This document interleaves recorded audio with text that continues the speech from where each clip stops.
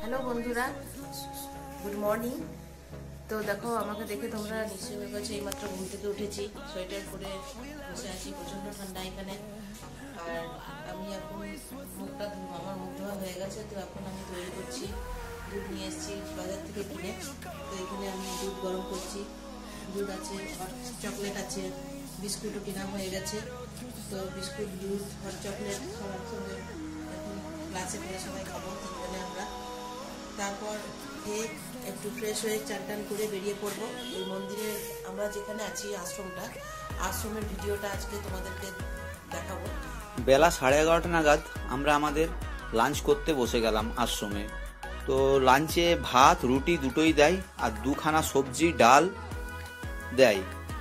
তো এগুলো টোটাল তোমার পার পার্সন 50 টাকা করে লাগে। আর রাত্রে 1 গ্লাস গরম দুধও দেয়। তো এখানের খাবারটা, আমি বাইরে হোটেলের যে খাবারগুলো তার থেকে এখানকার খাবারটা খুব ভালো, পরিষ্কার পরিচ্ছন্ন, এবং চোখের সামনেই দেখতে পাচ্ছি রান্না হচ্ছে।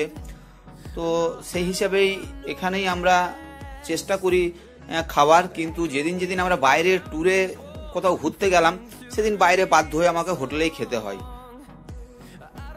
পরিদর্শন করে দেখাবো পুরো আশ্রমটাতে কি কি আছে কি না আছে, কোথায় কোন মন্দির আছে, কোথায় খাওয়ানোর ব্যবস্থা হয়, কোথায় থাকা ঘর সব আজকে তোমাদেরকে এক্সপ্লোর করে তোমাদেরকে দেখাবো। তো চলো, তোমাদেরকে প্রথমে একটা আশ্রমের যেটা মেন মন্দির, তোমাদেরকে ওই মন্দিরে নিয়ে যাচ্ছি। চলো এসো।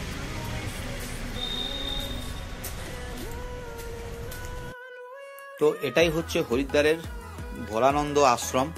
এটাই সবথেকে মেন মন্দির। তো ভোলাগিরি আশ্রমের যে মেন মন্দির, ঢুকতেই দেখো দেওয়ালের কারুকার্যগুলো খুবই সুন্দর দেখতে লাগছে।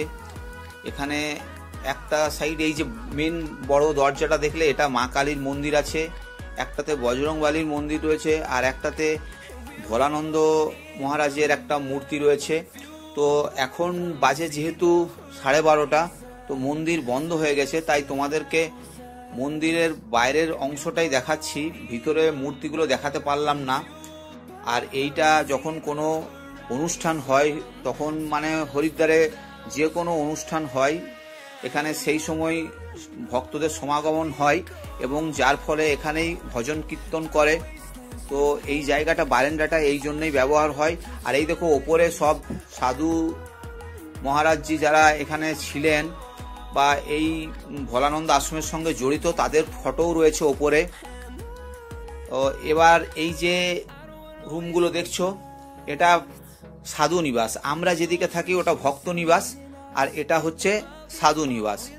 তো এখানে সাধুরা থাকে এই রুমগুলোতে। এই দিকের এটা দোতলায় আছে। তো এই দেখো অনেক রুম রয়েছে এখানে। তো সবগুলোতে সাধুরা বর্তমানে নেই, তো কিছু কিছু বন্ধও রয়েছে। যারা অন্য সাধুরা আসে তখন এখানে থাকেন। এবার আমরা এগিয়ে যাচ্ছি। এদের এখানে একটা স্কুল আছে। এটা এখন আমরা রন্ধনশালার দিকে যাচ্ছি। এটা রন্ধনশালা। এই দেখো এখানে একটু আগেই যে আমরা সকালবেলায় খাবার খেলাম 12টার সময়, তো সেই খাবার খেয়েছি এখানে বসে এই বেঞ্চেই। আর দেবশ্রী এবার ভিতরে ঢুকে যাচ্ছে। এইটা ভিতরে রন্ধনশালা আছে। এই দেখো রন্ধনশালা। এই যে সাইডে দেখলো, ওটা আটা মাখার জায়গা, মেশিনেই আটাটা মাখে। এই দেখো মেশিনেই আটা মাখছে। আর এখানে রান্না হয়। এমনকি এখানে পোস্ত যে বাটে না, সেটাও মেশিনেই বাটে। তো এবার এই দিকটাতে খাওয়া দাওয়ার পর এখানে এই যে বেসিন রয়েছে, এখানে কলে হাত ধোয় সবাই, এখানে হাত ধোয়া হয়। আর ওই দেখো দূরে একটা বললাম স্কুল, এই দেখো সেই স্কুল। এটা একটা, এই তলাটাতে গোশালা আছে, আর ওপরটা হচ্ছে স্কুল। এই দেখো এটা। তবে এখানে যে পড়াশোনাটা হয়, এটা সেই সনাতনী হিন্দু ধর্মের যে পড়াশোনা, সেইটা।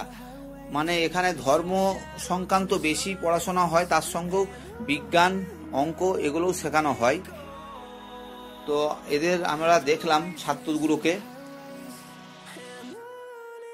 এখানটাতে, এই জায়গাটাতে যে গরুগুলো এদের রাখে, এই যে দেবশ্রীর পাশের যে দেওয়ালটা দেখছো, হ্যাঁ এইখানটাতে এই দেখো চারা লাগানো আছে। এখানে ঘাস টাস, বিচুলি এইসব রাখা হয়। আর এদের অনেক গরু আছে, সেই গরুগুলোকে এখানে রাখা হয়। তো গরুগুলো সকাল এই যে রাত্রিবেলায় যে আমরা দুধটা পাই, তো ওগুলো এই গরু থেকেই দুধ দেওয়া হয়। আর প্রত্যেক ভক্তকেই রাত্রিবেলায় দুধ দেওয়া হয়। আর এই সাইডের যে ডান সাইডের যে বিল্ডিংটা, সেটা হচ্ছে যখন কোনো অনুষ্ঠান হয়, এটা নিউ বিল্ডিং। এই দেখো, তা গরুগুলো একটু আগেই বললাম, গরুগুলো এখানে রাখা আছে। আর ওইদিকে বিচুলি মাঠটা, এই গরুগুলোই যে দুধ দেয় সেটাই আমরা রাত্রে খাই। আর পাশেই গরুর পেছন দিকেই দেখো একটা বিল্ডিং দেখতে পাচ্ছ, এটা নতুন বিল্ডিং। নতুন বিল্ডিং এটা হয়েছে, এটা এদের অ্যাডমিনিস্ট্রেটিভ বিল্ডিং। আর কাম তোমার যখন এই দেখো, তো আবার এইদিকে গরু,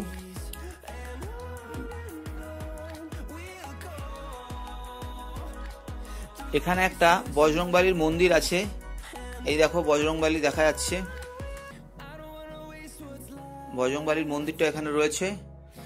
আমি জুম করে তোমাদেরকে দেখালাম।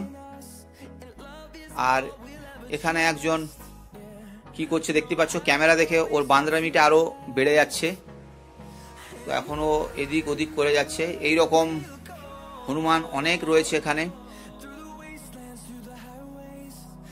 এক ডাল থেকে অন্য ডালে যাচ্ছে।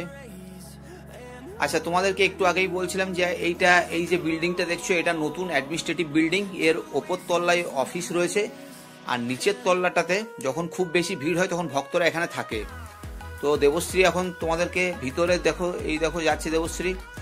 তো এইটা এখানে যখন ওই যে আমরা যেখানে খাবার খেলাম, তো যখন খুব ভিড় হয়ে যায়, এখানে অনুষ্ঠান হয়, ধরো মহারাজের জন্ম শতবার্ষিকী বা কোনো আরও আদার ধর্মীয় অনুষ্ঠান হয়, তখন এখানে প্রচুর ভক্তরা আসে এবং তাদেরকে থাকা এবং খাওয়া, থাকার জন্য তো রুম রয়েছে, তো খাওয়াটা হয় না, কারণ একসঙ্গে অনেক লোক চলে আসে, তো এই নিচটাতে খাওয়া হয়। আর এরই ওপরতলায় আমরা উঠতে পারলাম না, নো এন্ট্রি আছে।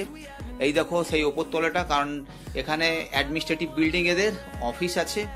তো মহারাজজিকে জিজ্ঞেস করলাম যে আমরা ওপরে ভিডিও বানাতে পারবো, তো বললো না, হবে না, এটা রেস্ট্রিক্টেড এরিয়া। তো সেই হিসাবে আমরা ওদিকে আর যাইনি।